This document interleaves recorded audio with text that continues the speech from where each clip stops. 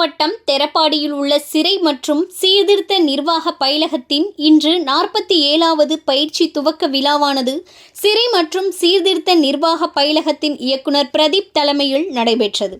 இதில் பேராசிரியர்கள் Beulah Emmanuel, Kanagaraj உள்ளிட்டோரும், மேலும் இதில் தமிழ்நாடு, கர்நாடகா, கேரளா ஆகிய 3 மாநிலங்களை சேர்ந்த சிறை அதிகாரிகள் இப்பயிற்சி துவக்க விழாவில் கலந்து கொண்டனர். இதில் 3 மாத பயிற்சியில் குற்றவியல் சட்டங்கள், மனித உரிமைகள், புதிய தொழில்நுட்பங்கள், யோகா பயிற்சிகள், சிறப்பு கைதிகளை திருத்தும் வழிமுறைகள் போன்றவைகள் பயிற்சியாக அளிக்கப்படுகிறது.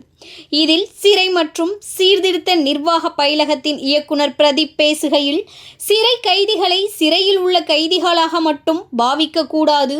நீங்களும் அவர்களுடன் சிறையில்தான் இருக்கிறீர்கள். நாடு முழுவதும் 1350 சிறைகள் உள்ளது. 6 கைதிகளுக்கு ஒருவர் இருக்க வேண்டும்.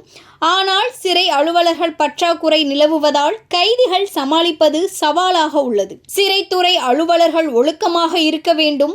மேலும் கைதிகளின் குற்றங்களை அருந்தி திருத்த வேண்டும். அவர்களின் மறுவாழ்வுக்கும் விடுதலைக்கு பின்னர் அவர்கள் சமூகத்துடன் இணைந்து வாழவும் நீங்கள் பலமாக இருந்து சிறை கைதிகளுக்கு மறுவாழ்வு அளிக்க வேண்டும்.